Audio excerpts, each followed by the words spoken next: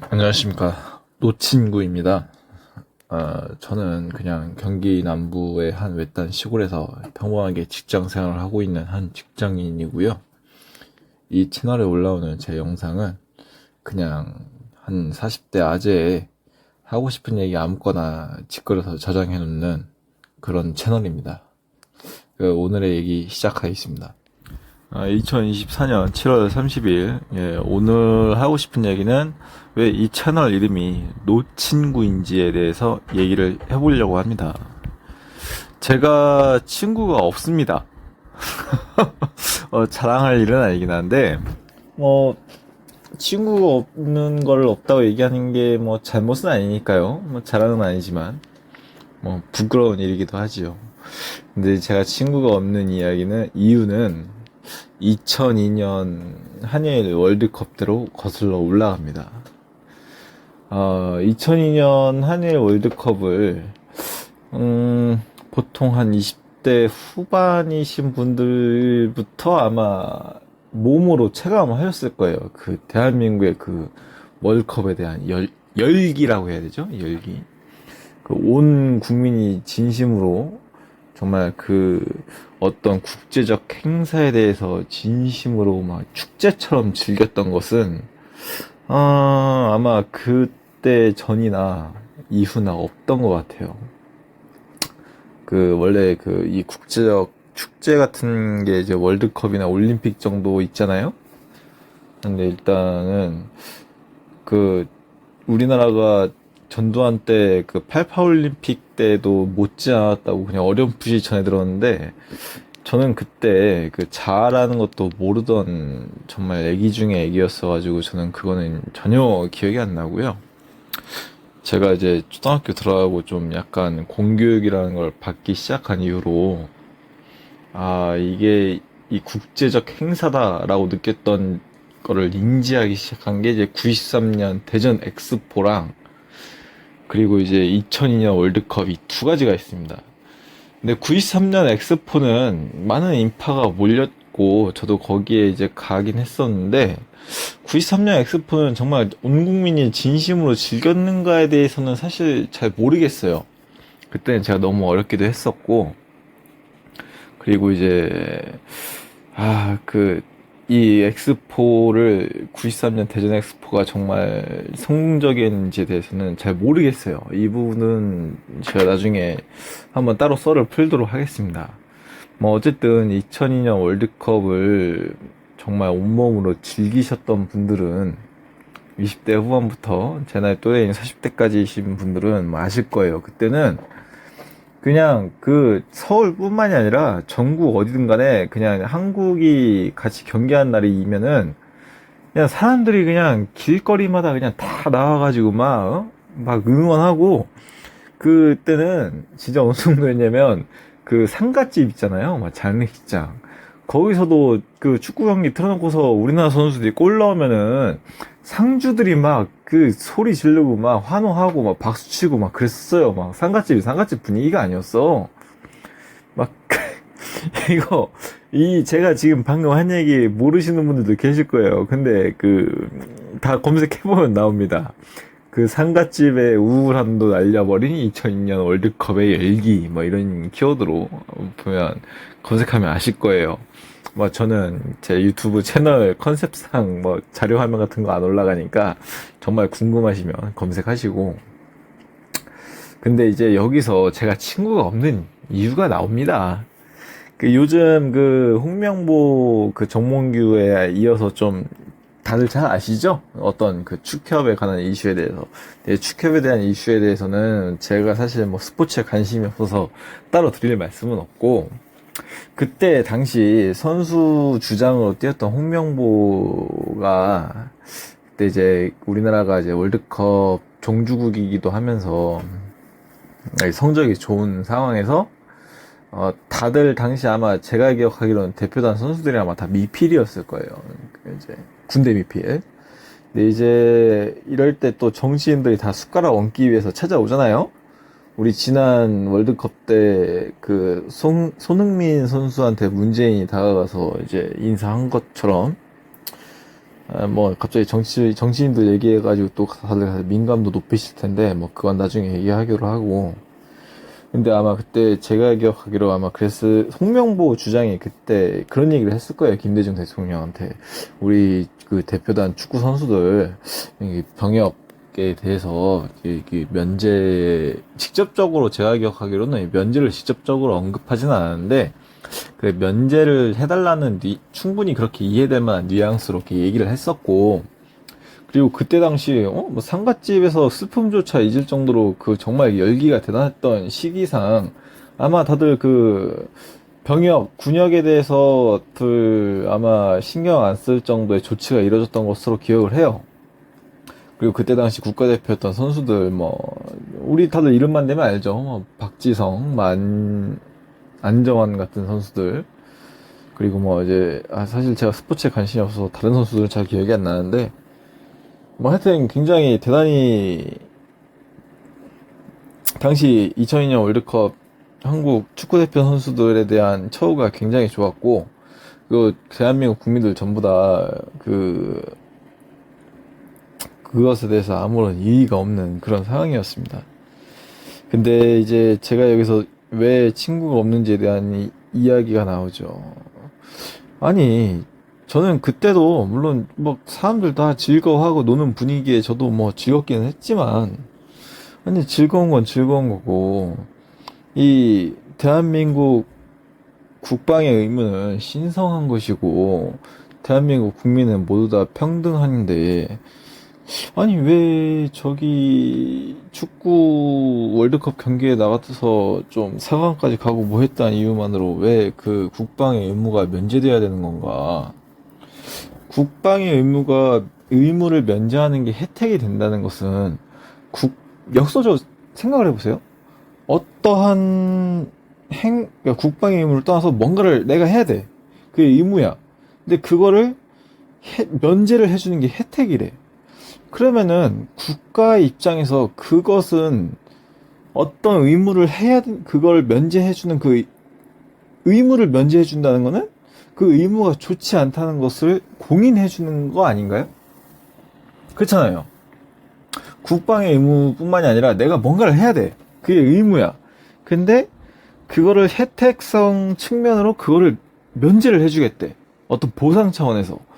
그러면은 그거를 안 하는 게 좋다는 거잖아. 그렇잖아요.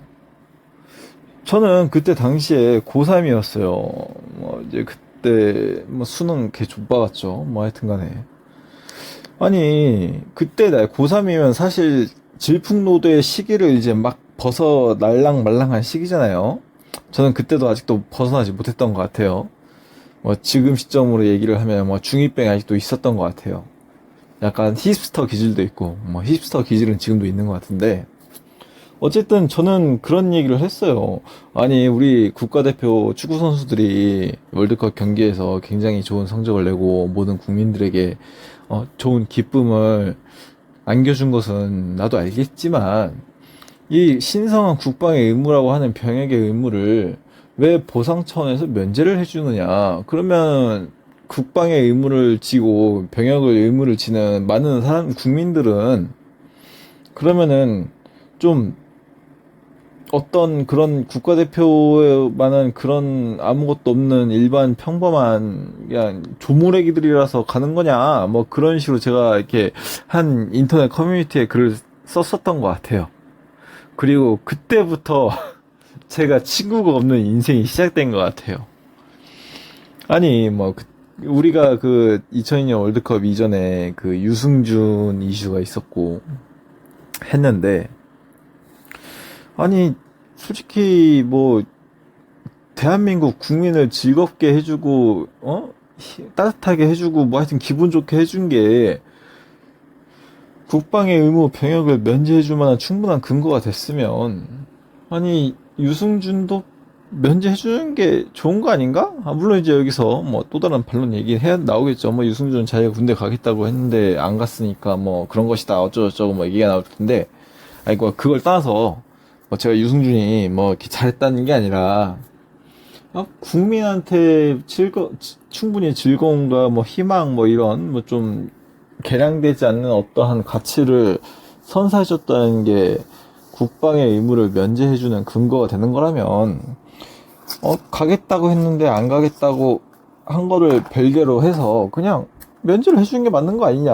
뭐 저는 막 그런 논지를 전개를 했었던 것 같아요. 제가 이 얘기를 하는 이유는 그런 겁니다. 아니, 사실, 우리 방탄소년단도 엄청나게 사실 대한민국 케이팝의 위상을 높여주고, 해외에 가서도 한국의 위상을 높여주고, 대한민국 내부에서도 굉장한 인기를 얻고 있는 아이돌 그룹인데, 그냥 군대 갔잖아요. 근데 어쨌든, 이게, 그런 부분에서 저는 그런 걸 느끼는 거죠. 아, 이게 대한민국은 원리 원칙 따위는 중요하지 않다. 그냥 당시에 여론이 하라는 대로 그 거대한 흐름에 휩쓸리고 있다. 그 가운데 그냥 그런 여론의 주목도 받지 않고 그냥 평범한 자기 삶을 살아가는 소시민은 그런 원리 원칙은 이미 그 대중의